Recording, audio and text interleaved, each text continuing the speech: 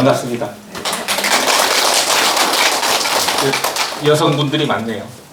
일제시대 말기에 제주도에서 있었던 일을 강의하는 것이 좋을 것 같다 싶고, 또 제주도에서 노인들이 이제 지도자 과정이라고 하면 이 정도 지식은 좀 드럼풍어리라도 좀 알고 있는 게 좋지 않겠나 해서 이 주제를 가지고 왔습니다. 그 결호작전이라는 얘기를 들어보신 분 혹시 계신가요? 결호라고 하는 것은 뭐냐면, 결호는 이렇게 감싼다는 뜻이에요. 그 일제 패망기에 일본이 망하게 생겼잖아요. 일본이 2차 대전이 발생했는데 일본이 욕심이 많았어요. 대동아 전쟁이라는 말 들어봤어요. 대동아라는 건 아시아 전체를 다 먹겠다는 거거든요. 아시아인 전체는 다 형제다. 그래서 대동아라고 그랬어요. 그래서 중국, 한국, 일본, 동남아시아까지 다 먹겠다는 계획을 세우고 있었거든요. 이게 대동아 공영권입니다. 왜 그러냐면 북아메리카 대륙은 미국이 장악하고 있고 영국이라든가 유럽이 있기 때문에 아시아가 지금 세대하고 똑같죠. 지금 뭐 나프타라든가 이렇게 대륙권에다가 세력을 형성하는 게 바로 그런 것처럼 일본이 그런 야욕을 품고 있었습니다. 그러다가 이제 일본이 이제 미국을 공격하죠. 하와이 진주만 공격을 시작하면서, 그때가 언제냐면 1941년도 2차 대전은 이거 볼까요? 여기 보면 세계 2차 대전은 이게 나오나? 예. 여기 보면 39년이에요. 39년도 9월달에 벌어지는데 태평양 전쟁은 41년도 12월 6일이에요. 41년도 12월 6일, 7일. 그러니까 지금 날짜가 걔네들하고 우리나라는 날짜가 좀 바뀝니다. 우리나라 날짜로는 12월 6일인데 이때 하와이 진주만에다가 이제 가미가제를 아시죠? 비행기에 폭탄 실어가지고 그냥 이런 대규모 공격을 시작했죠. 이렇게 시작한 이유는 이게 1939년도 세계 그 정세입니다. 요 빨간색으로 된 게 이제 일본이에요. 일본이 지금 먹은 지역이에요. 요게 미국이거든요. 여기가 지금 미드웨이입니다. 미드웨이 해전이란 말 들어보셨습니까? 여기가 지금 하와이인데 미국이 지금 요 하와이가 이 미국 영역이거든요.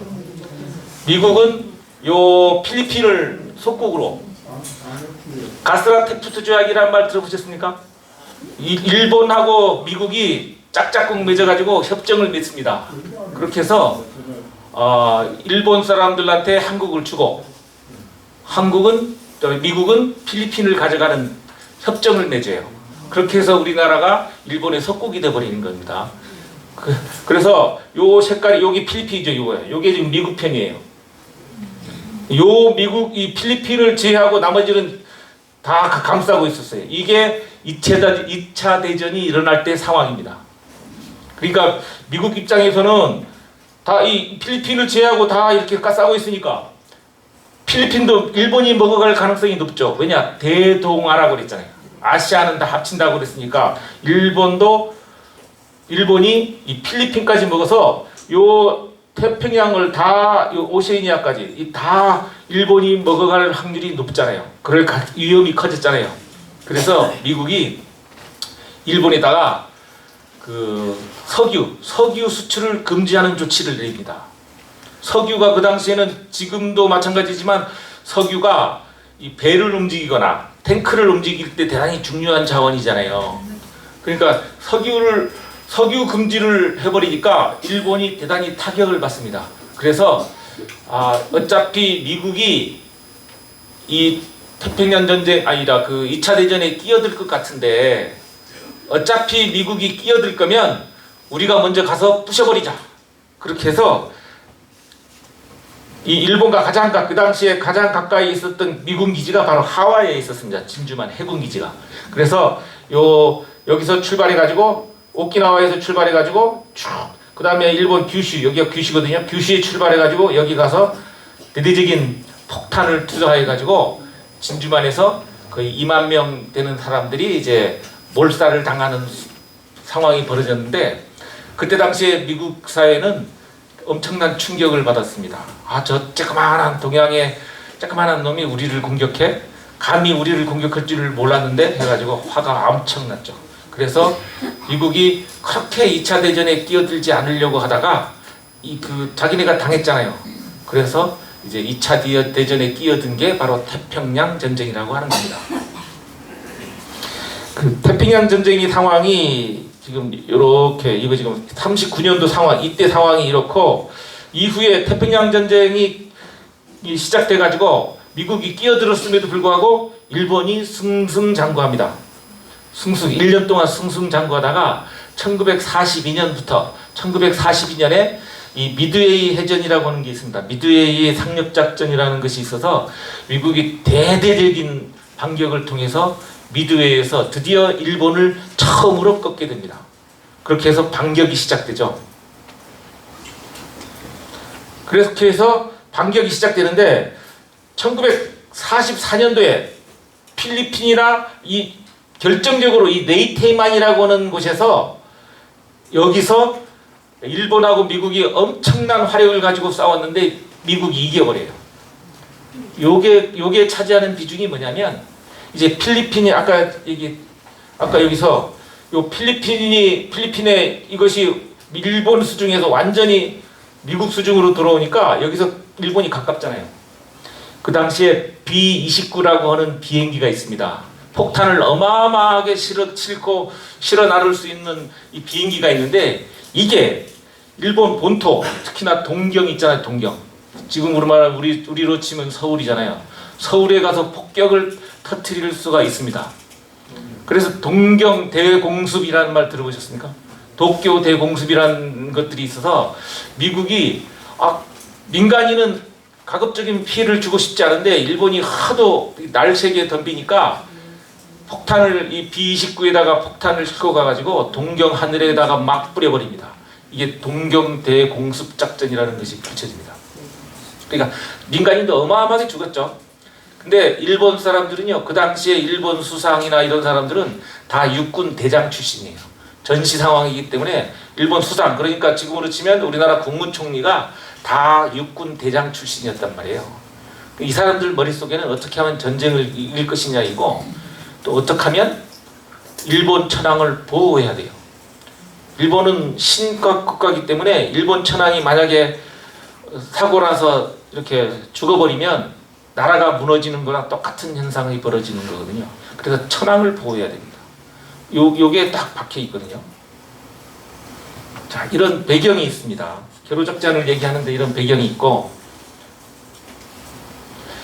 그 겨루작전을 펼치는 데 있어서 이 오키나와라는 데 아시죠? 네. 오키나와를 어떻게 아세요? 거기서 제주 해녀들이 그쪽에 가서 물질도 하고, 또 그래서 제주도 하고 풍습도 같고 제주도 말 쓰는 사람도 있다고 하던데, 이 오키나와가 1944년도에 이 오키나와에서 미국하고 일본이 대대적으로 붙습니다. 이 오키나와는 일본하고 아까 보셨지만 일본하고 더 가깝죠. 여기서 대대적으로 벌어졌는데, 이 오키나와처럼 제주도가 될 뻔했다라고 해서 제가 오키나와, 일본하고 미국이 붙은 오키나와 전투를 간략하게 요약해서 보여드리도록 할게요. 그 겨루작전이 실행돼서 만약에 일본이 패망하지 않았다면 제주도의 미래는 어땠을까라고 하는 본보기가 바로 이 오키나와 전투다. 오키나와를 보시면 혹시나 조금 일본이 항복을 하지 않았다면 제주도가 오키나와처럼 될 수 있었다라고 하는 측면에서 제가 한 5분짜리 영상을 보여드릴게요. 지옥의 또 다른 이름, 오키나와의 전투. 태평양 전쟁 중에서 가장 많은 희생이 발생한 전투이며 무려 83일 동안 벌어져서 가장 잔인하고 비극적인 전투. 20만 명의 목숨이 희생된 소모전.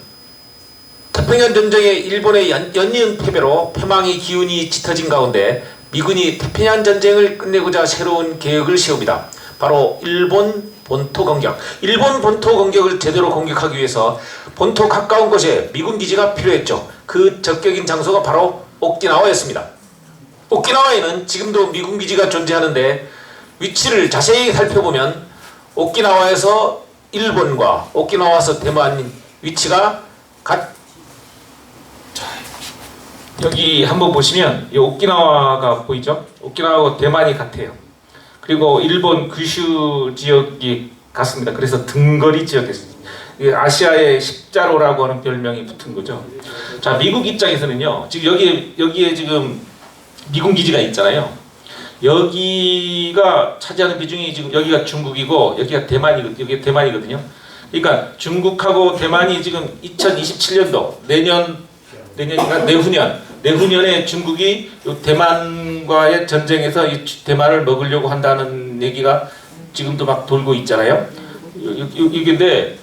여기인데 이게 오키나와를 미군 기지화 시켜가지고 하는 것이 여기를 견제하는 그 차원도 있고, 또 여기서 한번 보시면요, 요 오키나와하고 요 제주도 보십시오.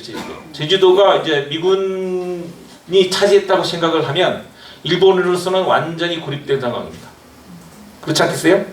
완전히 고립된, 지정학적으로 제주도가 전 세계에서 세계사적으로 지정학적으로 가장 중요했던 시기가 딱 2번 있습니다. 전 세계 역사에서.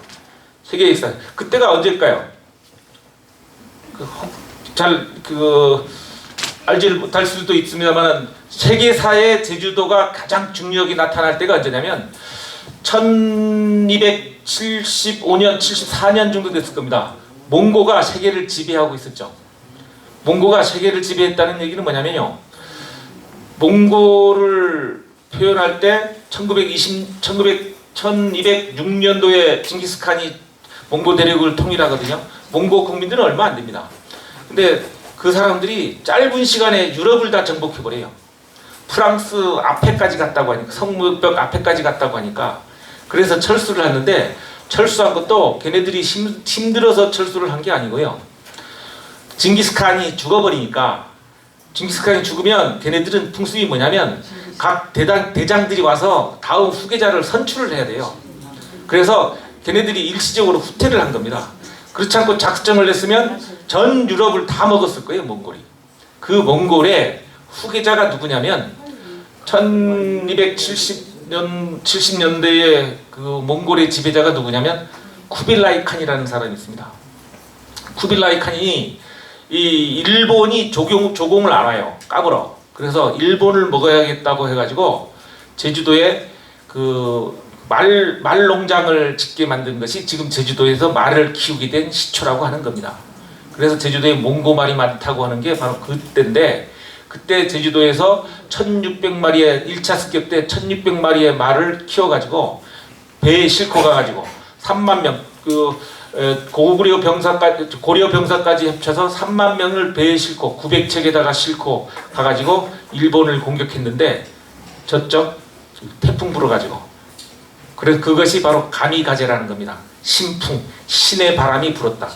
그래서 그 당시에 가장 강력한 군대인 몽고 군대를 일본이 무찔렀다고 하는 그 신념, 가미가제 특공대라고 하는 것이 있어서 일본이 감히 미국을 공격할 수 있었던 거죠.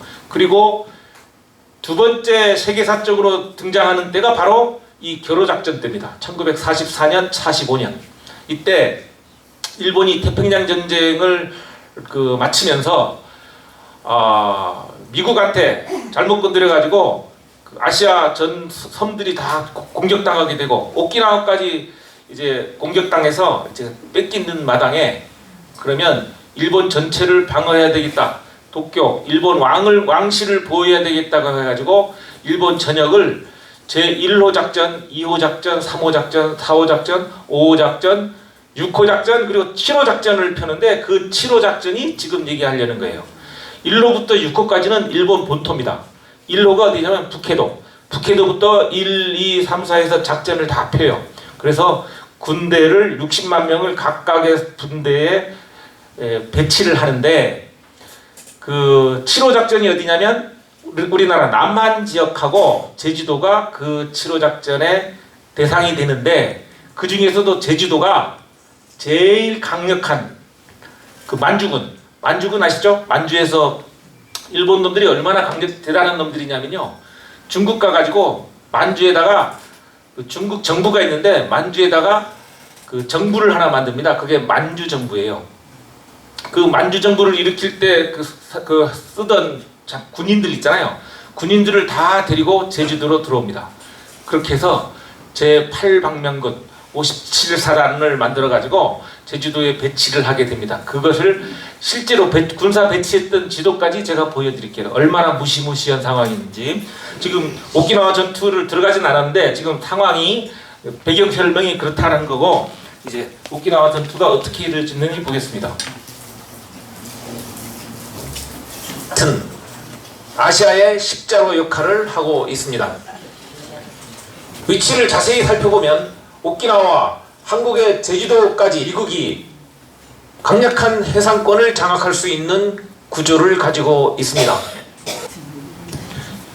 여기가 요 수리성이라는 데가 오키나와 또 제주도처럼 독립된, 일본에 독립된 국가였어요. 국가 내지는 뭐 지방이었는데 여기가 그 왕이 살던 곳입니다. 여기를 중심으로 대대적인 전투가 벌어지는데 여기 얘네들도 마찬가지. 여기를 뺏기면 이제 다 뺏긴 거라고 생각해서 여기를 엄청나게 집중하게 되고 여기서 엄청나게 많은 사람이 죽게 되는 거죠. 자, 미군이 쳐들어갑니다. 저 북부 수리성 밑에 여기가 수리성이고 여기서 대단히 지금 전적이 벌어지고 있고 이 위쪽을 다 미군이 먹습니다. 그리고 이 미군들이 다시 내려와가지고 여기에 합류하게 되는 거죠. 요 뒤에 나타나는 숫자는 이제 희생자입니다. 희생자.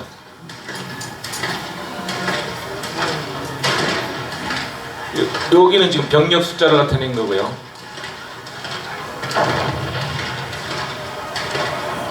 여기가 지금 수리성이고 이 미군 배치 상황입니다.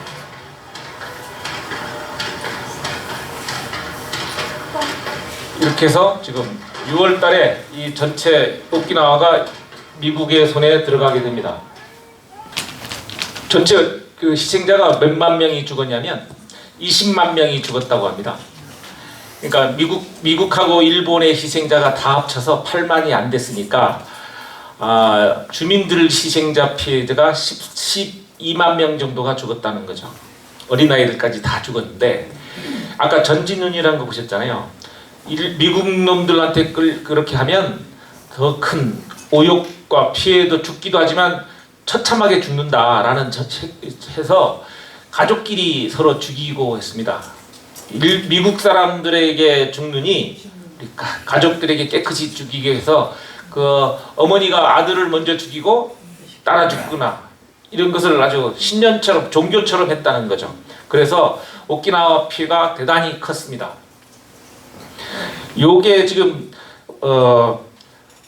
1945년도 43년부터 45대 전황인데 45년도 일본 제국이 장악했던 지역이 여기입니다. 여기서 지금 미국이 들어와 가지고 이걸 서서히 깨고 있는 거죠. 연합군 속으로 가고 있는 거고. 이 오키나와 있고 요 이오지마라고 하는 것이 바로 일본 밑에 있는데 여기까지 일본이 패망을 하게 되니까 이제 두려움에 쌓인 겁니다.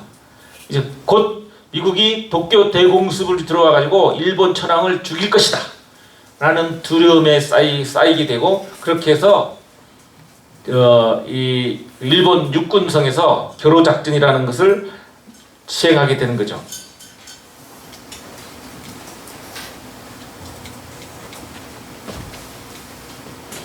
교로 7작전이라고 하는 것은 태평양 전쟁 때 일본 군이 위반한 건데 본토 방위 작전, 본토를 수호하는, 본토를 방어하는 겁니다. 정확히는 제국 육군 군 작전 계획 대강이라고 하는 육군의 작전입니다. 해군의 작전은 따로 있습니다. 해군은 또 바다에서 이렇게 들어오지 못하게 하는 작전이 있고 육군 작전은 육지 내에서 어떻게 하면 교양을 살리고 그래서 각 지역마다 지하 벙커를 어마어마하게 큰 벙커를 팝니다. 일본이 건축술이 지금도 있겠지만 일본이 지은 건축물이 튼튼한 건물들이 많잖아요. 그렇게 걔네들은 이 지진도 있고 해가지고 강력한 그 지진을 대비하는 건축을 하기도 하지만 그 폭격에 대비한 말하자면 그런 훈련이 잘 돼 있어서 일본 건축물들이 아주 튼튼한 이유들이 있습니다. 그래서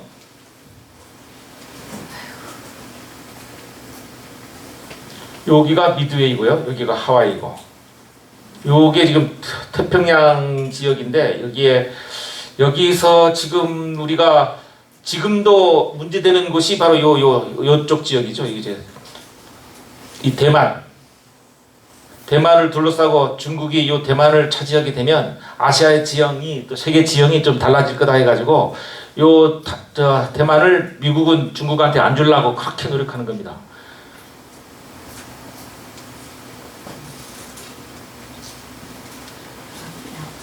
(1945년도에) 세계 지형 나타내는 거고요. 요게 지금 일본 다운폴 작전이라고 해가지고 얘네들이 이 본토를 어떻게 침략할 것인가, 일본 본토를 어떻게 먹을 것인가에 대한 작전을 펴가야 돼가지고 여기에 구역을 나누게 됩니다. 하나, 포스트 저기 하나, 둘, 셋, 넷, 다섯, 여섯, 여기가 지금 일곱 번째 작전 구역이다라는 것을 이제 표시를 하는 겁니다. 그래서 여기를 일곱 번째라고 해서 7호 작전이다 이렇게 하는 겁니다. 이거는 그 2차 대전 때, 자, 겨루 작전을 준비를 어떻게 했느냐? 겨루 작전입니다. 이거 일방면에, 이거 아까 얘기했지만 그 겨루 2작전이 있고 1작전은 어디냐면 그 북해도입니다. 북해도. 요 홋카이도에 이제 결로 1작전을 펴고 그 다음에 위에서부터 쭉 내려온 겁니다. 3호, 4호, 5호, 6호. 얘네 1호부터 6호까지는 자기네 본토예요. 그러니까 자기네 마음대로 할 수 있는데 요 유독 한국이 아까 지도에서 봤지만 한국이 이 차지하는 비중이 워낙 커서 7호 작전을 폈는데 7호 작전 중에서도 제주도에 그 절반 이상을 다 제주도에 배치를 하게 되는 거예요. 아까 그 지도 보셨잖아요. 그런 위험성 때문에 제주도에 배치를 하게 되는 거예요.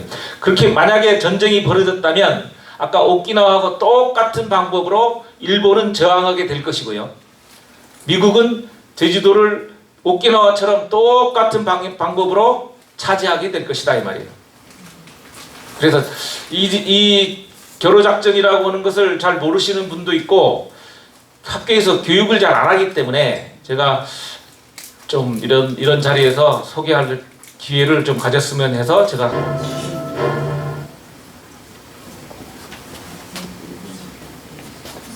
자, 조선주둔 일본군 현황은 아까 그 비디오에서 잠깐 살펴보았습니다만 어쨌든 결론적으로 제주도에 엄청난 병력이 갑자기 들어온 겁니다. 이 시기에 어떤 일이 벌어졌겠습니까? 그 전쟁을 준비하는 활동이 벌어졌겠죠. 그러려면 전쟁을 준비할 때 제일 먼저 준비해야 되는 게 뭐냐면 물자를 실현하는 공항을 건설해야 됩니다. 어디에 공항이 있습니까? 그거는 알뜨르고요. 지금 정뜨르하고 진뜨르란 말 들어봤어요? 정뜨르는 지금 이 공항으로 쓰고 있는 데가 정뜨르입니다. 여기가 참 애매한 건데 여기가 용담일동하고 이렇게 되어 있거든요. 그 당시에는 용담일동이 제일 큰 제주시의 큰 도시였습니다. 근데 그 당시에 공항이 들어있었어요. 그 제일 번화한 곳에 물자를 실현하기 제일 좋은 곳에다가 공항을 만들어 버렸어요. 그러니까 그게 지금 작으니까 그 위에 물자를 실현하려다가 작으니까 다른 인접 도두동 뭐 그 위에 외도 요쪽 일부 해가지고 지금 공항이 된 거거든요. 세 개 동이 합쳐져서 지금 공항이 이루어진 겁니다. 엄청나게 큰 면적이죠. 그 활주로 면적 크기만 해도 거의 3km가 됩니다. 대단히 큰 면적인데 이 공항이 정뜨르 비행장이 이거 여담입니다만은 그 4.3 때 이제 그 예비 검속으로 6.25 전쟁이 터지니까 4.3 때 관련된 사람을 이제 총살하라고 명령이 내려오니까 총살을 시켰는데 갑자기 총살하니까 어디다가 묻을 데도 없잖아요. 그래서 공항 옆에다가 파서 다 묻어버렸잖아요. 그래가지고 한 4년 전인가요? 그 공항 그 이렇게 발굴 작업을 해가지고 179를 찾아냈죠. 그래서 유전자 검사에서 찾아낸 게 그 공항인데 그 일제시대 때부터 그 애물단지가 이 공항이에요. 그 정뜨르 비행장에 제주 사람들이 가서 공사를 합니다. 정뚜리 비행장뿐만 아니라 그 옆에 화북 아세요? 화북이라는 데 가면 진드르라고 하는 곳이 있습니다. 지금 거기서 보니까 막 수박 장사도 하고 그런 넓은 들판이 있는데 그게 진드르입니다. 있고 그 다음에 알뜨르는 저 대정에 있죠? 여기 대정 출신 계신가요? 대정에서 오신 분 계신가요? 그 대정이 알뜨르 비행장이 어마어마한 곳입니다. 군사지역으로는. 왜 그러냐면 그 남경이라고 하는데 일본이 그 남경이라고 하는 데를 폭격하려고 가다 보면 이 기름이 다 떨어져요.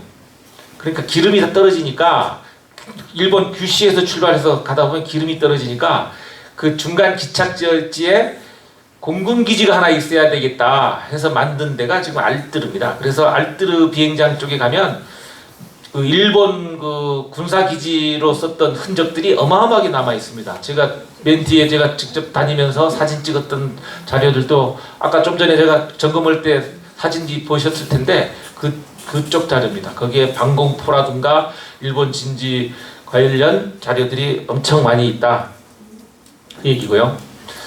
요거는 왔던 조선군 사령관 참모 이런 참고 자료로 제가 가져왔고요.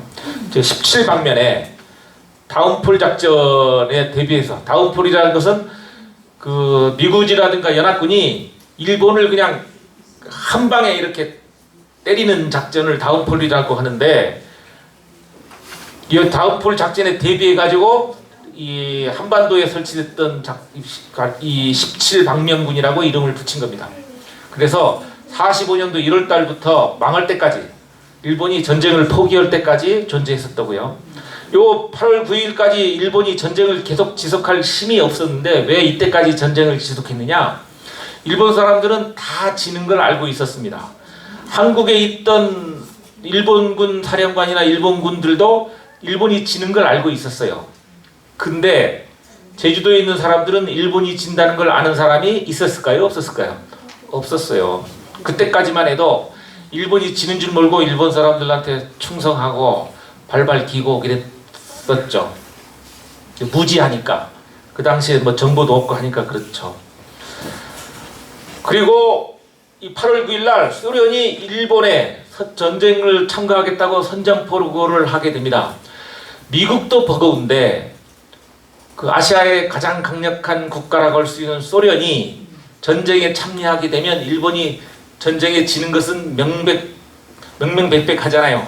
그래서 걔네들이 전쟁을 포기하게 됩니다. 어떻게 포기할 것이냐에 대한 연구를 하다 보니까 그래서 8월 9일까지 아시아 이 태평양 전쟁은 8월 9일까지가 끝이다라고 얘기하는 것이 바로 이 때문입니다. 소련이 일본의 그 태평양 전쟁에 참여하게 된 시점이 선전포고를 한 시점이 8월 9일이다. 이거. 자, 부대도 엄청 많습니다. 이게 부대에 여기 여수, 부산 이렇게 쭉 많은데 제주도도 엄청 많습니다. 120사령부가 여기에 제주도에 있었고요. 또 158군 요게 지금 17방면군 중에 58군이 제주도에 형성된 거고요.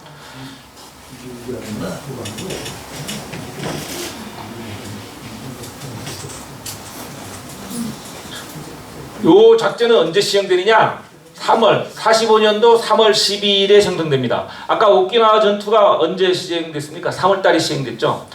미국이 오키나와 본토를 침입한 것은 4월 1일입니다. 근데 미국이 오키나와에 쳐들어올 것이라고 생각한 것이 45년도 초입니다. 그때 위험하니까 오키나와 아까 회의했다고 했잖아요. 아까 저 영상에 오키나와 다음에 얘네들이 어디로 쳐들어올 것인가를 봤을 때 제주도가 아주 유력해 보이는 거예요. 지도를 이렇게 봤더니 오키나와하고 제주도를 먹게 되면 일본하고 싸우는데 그 미국이라든가 연합군이 엄청나게 유리할 것 같은 생각이 들죠. 그렇지 않아요? 그러니까 미국이 오키나와 다음에는 제주도를 먹으러 들어올 것이다 라고 생각해서 제주도에다가 이 방어 기지를 생각한 겁니다. 그렇게 해서 제주도를 결사항전하려고 하는 거예요. 최대한 일본 왕이 항복할 시간을 줘야 될 거 아닙니까? 그러니까 버티다 보면 최소한 그 미국 연합국에서 일본 국왕의 국왕 지위를 박탈하지 않은 선에서 협상을 할 수가 있잖아요. 그래서 이 일본의 그 시간을 벌게 하는 그 중간 기점으로서 제주도를 활용하려고 했던 겁니다. 시간을 벌다 보면 피해도 많이 나고 하다 보면 그 연합국이 그래 너네 국왕 그 살려줄게 할까 봐서 제주도를 그렇게 피해 지역으로 쓰려고 했다. 자, 나머지는 쉬었다가 하도록 하겠습니다.